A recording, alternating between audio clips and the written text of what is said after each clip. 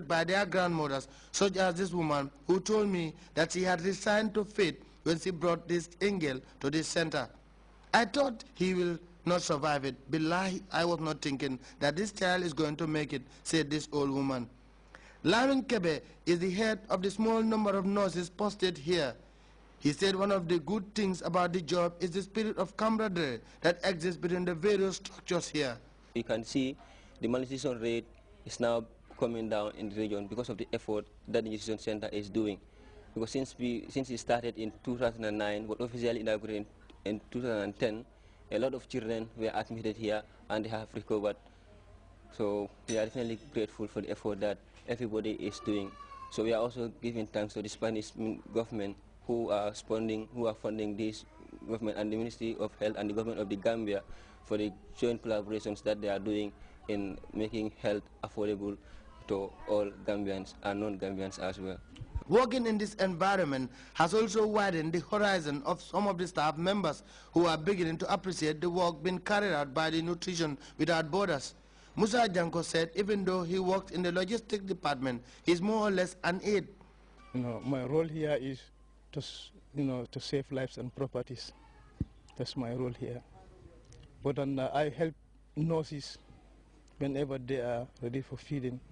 We wake, the patients, and help the nurses, to feed their kids.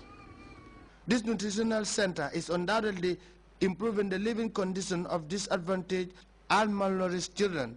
In an area where poverty remains a challenge, the fact is that there is no financial cost attached to anyone being admitted here.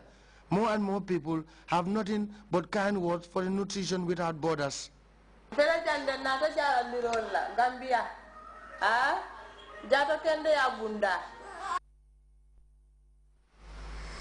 50 years of coups and mutinies, rebel soldiers in the Central African Republic overrun the capital Bangui, forcing President Francois Bozizé to flee to the Democratic Republic of Congo.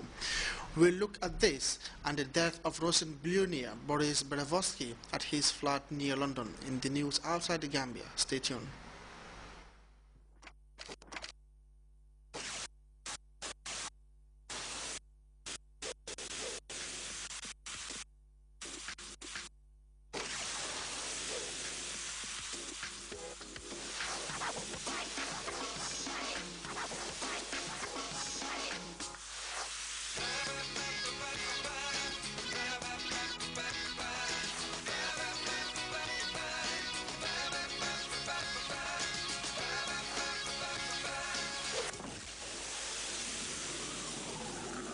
Lucozade Energy, energizing Gambia.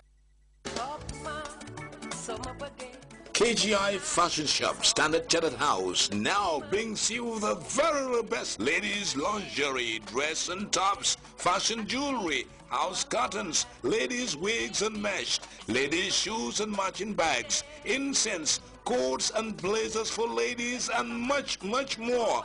Wonderful men's fashion, including men's shirts and trousers. The best prices in town at KGI Fashion Shop. Go to KGI Fashion Shop.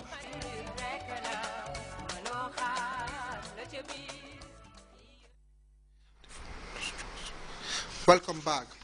In the Central African Republic, rebel soldiers have seized the capital Bangui after they made a rapid assault on the presidential palace and state television without facing much resistance.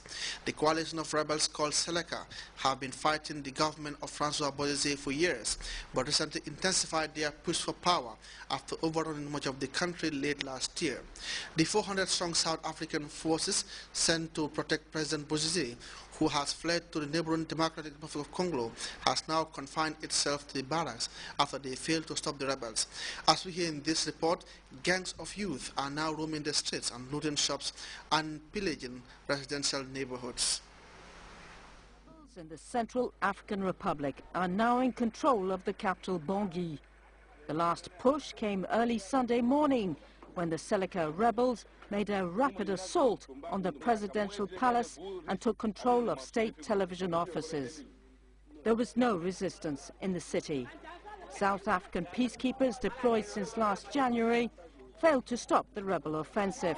The South African and Central African Army troops have retreated to barracks. The chaos has forced civilians to flee or hide indoors. There is a lot of pillaging in most of the residential neighborhoods in the city. I can't tell you if the pillagers are Seleka rebels. A lot of young people are entering public buildings and are taking anything they can find: freezers, equipment, and computers. It's a shame that there is no coordination within the Seleka leadership to make the city's neighborhoods safe and stop the pillaging. There were no signs Sunday afternoon in the streets of the presence of French or Central African FOMAC forces stationed close to Bangui. Reports that the Central African president, François Bozizé, fled the capital have been confirmed in Paris. The French government had intervened last January to mediate peace talks between the rebels and the president, which had led to the short-lived Libreville peace agreement.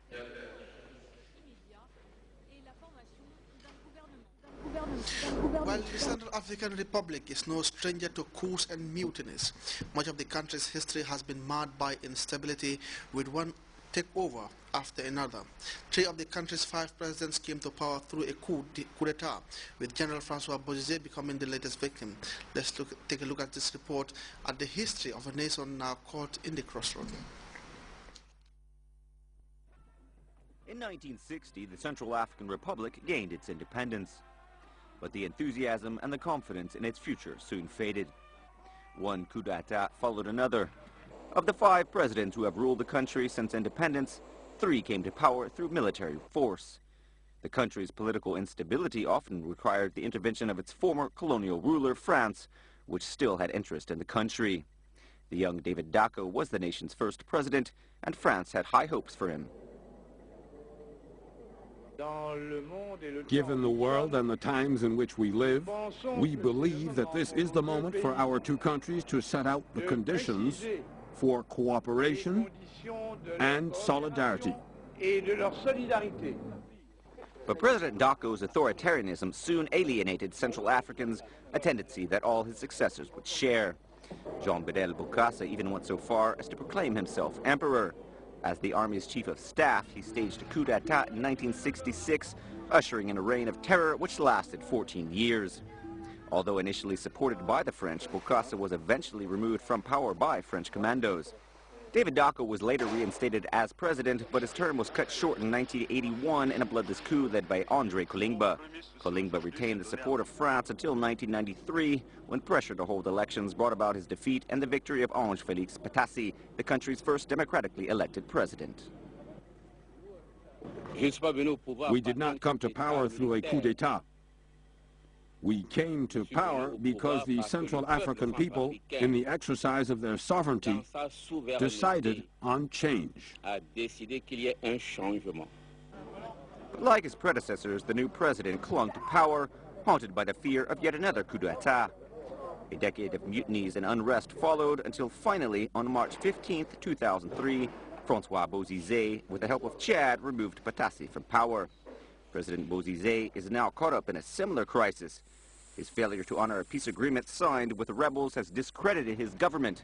The only hope is that the present situation can be resolved without bloodshed.